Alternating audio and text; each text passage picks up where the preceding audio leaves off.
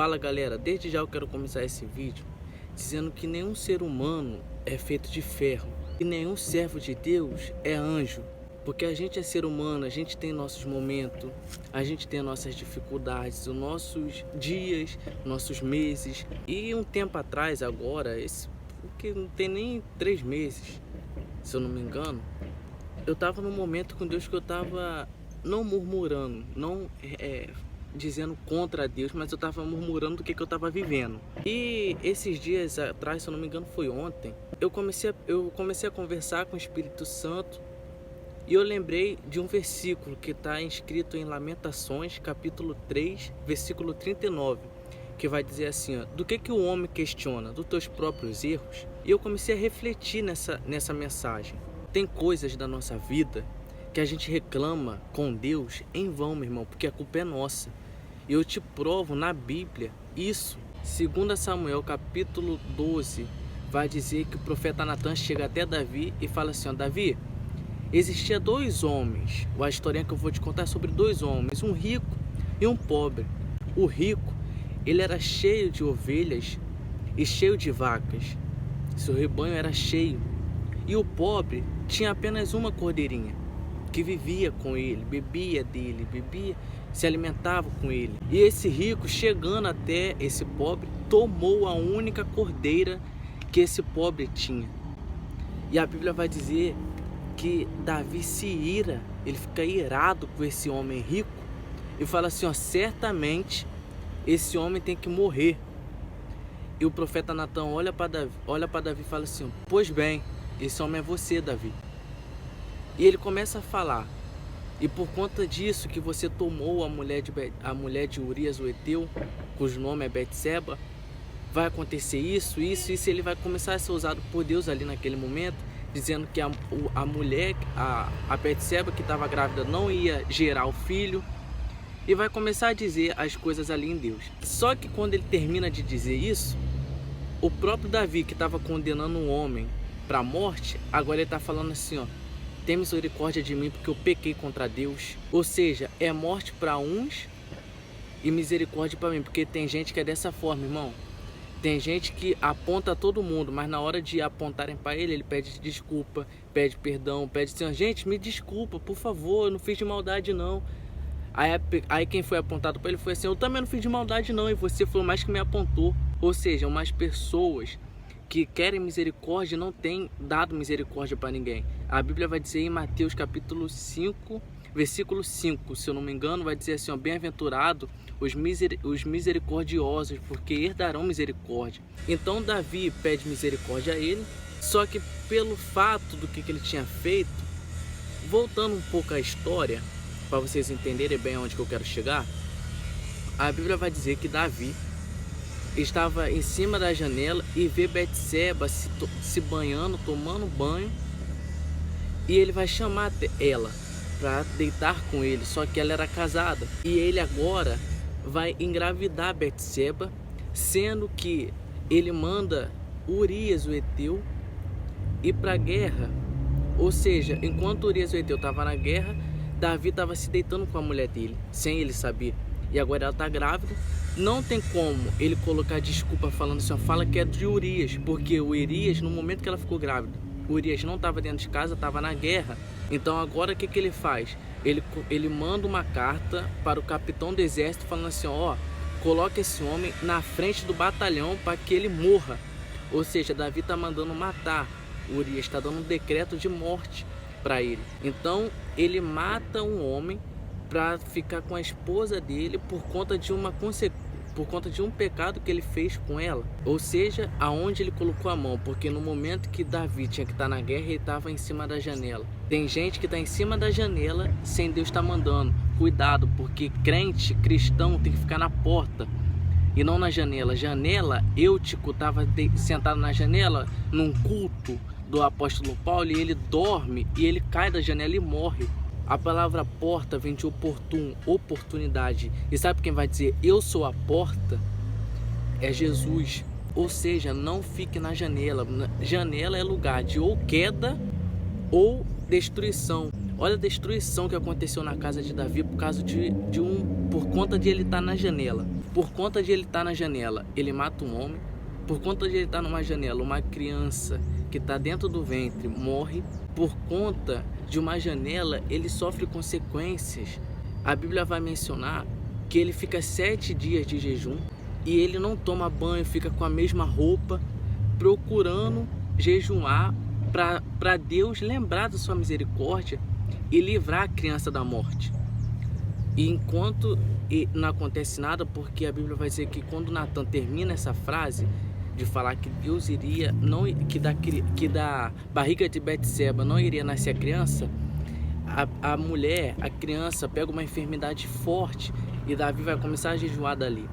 Só que a Bíblia vai dizer que quando os homens, os servos de Davi, chegam para dar alimento para Davi, Davi não quer comer. E quando a criança morre, quando chega a notícia para os servos que a criança morreu, os servos não sabiam como falar para Davi que a criança estava morta, porque eles cochichavam com o outro dizendo assim, ó, a gente está chamando ele para comer, ele não está comendo.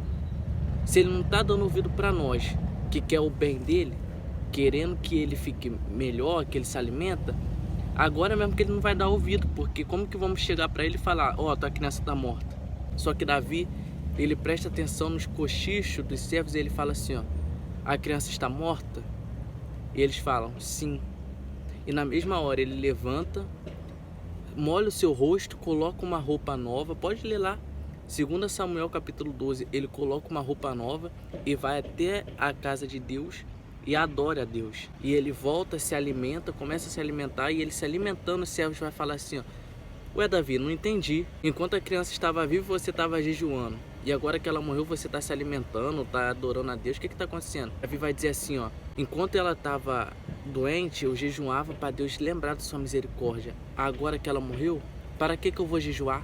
Por vista eu tenho o poder de trazer ela de volta para mim? Ou seja, Davi é maduro o suficiente para não colocar a culpa em Deus por conta de consequências de pecado dele.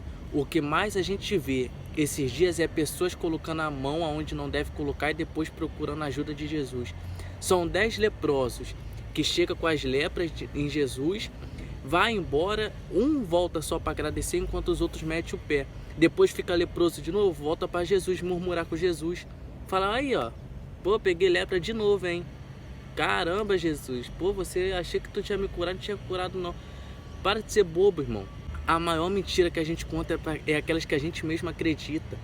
Todo mundo pode mentir para você. Todo mundo pode contar a verdade para você. Só que você vai acreditar sempre em você mesmo. Se você contar uma mentira, você conhece alguém que conta uma mentira tão elaborada que ela acaba acreditando na própria mentira dela? Teve uma vez quando eu era novo, eu contei, eu não lembro muito bem o que era, de verdade, eu falo diante de Deus, eu não lembro o que era, mas eu lembro que eu tinha contado um negócio, era bobo, era uma coisa boba que eu inventei, depois de velho agora, assim, eu tinha, sei lá, uns 10 anos, 11 anos, e agora e há pouco tempo atrás eu conversando com os garotos que eram meus colegas de infância, e eles lembraram daquilo que eu falei assim, mano, isso aí é mentira, eu contei só pra me achar o bonzão. Só que, olha só, a mentira era tão real que eu alimentei essa mentira por tempo, eles acreditando e eu tinha acabado de acreditar também, porque eu tinha até esquecido disso. Ou seja, a pior mentira que existe é a inverdade, porque ela é baseada em uma história mentirosa que pra gente acaba sendo verdadeira. Tem gente que tá aqui que só sabe reclamar com Deus, mas não lembra que ela colocou a mão. Ah, meu casamento tá terrível, eu tô pensando em terminar, eu tô não sei o que, por que Deus não muda o meu casamento, por que não sei o que, e Deus tá lá do céu dizendo assim, ó, foi eu que mandei tu casar? Foi eu que falei assim, ó, fulano, vai até aquele lá porque tu vai casar? Ou você tava na igreja, o cara veio rodando assim e falou assim, ó, mulher, me cantas que tu me levas? Para de ser bobo, tem gente que só reclama, pô, minha vida financeira não muda, não avança. Eu tenho 30 anos, 20 anos, 25 anos, minha vida nada muda. Eu tô na mesma coisa, mesma cueca, mesmo short, mesma camisa, mesmo boné, mesmo tudo. Enquanto o outro lá que tem 18 anos, 19 anos, tá começando a caminhar a vida dele. Por quê? Porque minha vida financeira não muda. Porque a Bíblia vai dizer que não tem como você ser próspero roubando a Deus, irmão. Um dia, Jesus vai dizer assim, ó, Eu tendo fome, tu não me deste de comer. Eu tendo sede, tu não me deste de beber. Eu tendo frio, tu não me deste de se vestir.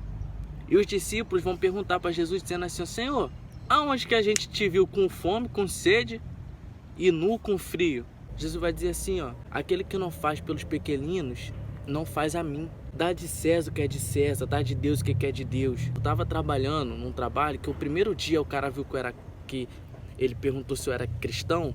Eu não falo pra ninguém, eu ando assim mesmo, boné, camisa, só que ele me perguntou se eu era cristão, eu falei que sim. E aí ele começou a tirar dúvidas de dízimo e oferta, que não, porque não sei o que, não sei o que, não sei o que, o meu dinheiro eu dou pra morador de rua, se eu posso dar dinheiro pra igreja, porque eu não dou pro morador de rua, não sei o que. E eu fui comendo ele na Bíblia. Primeiro dia de trabalho eu já achei que eu ia ser expulso, meu irmão. Quando a pessoa quer aprender, e eu não tô falando mal dele não, porque eu vi que ele estava querendo aprender. Então por isso que eu estava exortando ele em amor de Cristo. Quem me conhece sabe que eu não brinco com as coisas de Deus na palavra. Se é para me chamar a atenção, eu chamo. Se é para me exortar, eu exorto. Se é para me consolar, eu consolo. E aquele meu patrão, ele estava querendo aprender, eu estava vendo isso. Então eu fui começando a falar com ele, fui falando com ele. Que certa vez os discípulos chegaram até Jesus e falaram assim, os discípulos não, perdão, Judas chega até uma mulher que está jogando um perfume em Jesus, que era caro, e ele vai dizer assim, ó, Judas vai dizer assim, ó: por que tu não pega esse perfume aí, esse óleo, e vende e dá para os moradores de rua? Jesus vai dizer assim, ó: os moradores de rua vai estar com vocês para sempre. Eu não, eu tô aqui agora. Sabe o que Jesus estava dizendo? Para de ser hipócrita.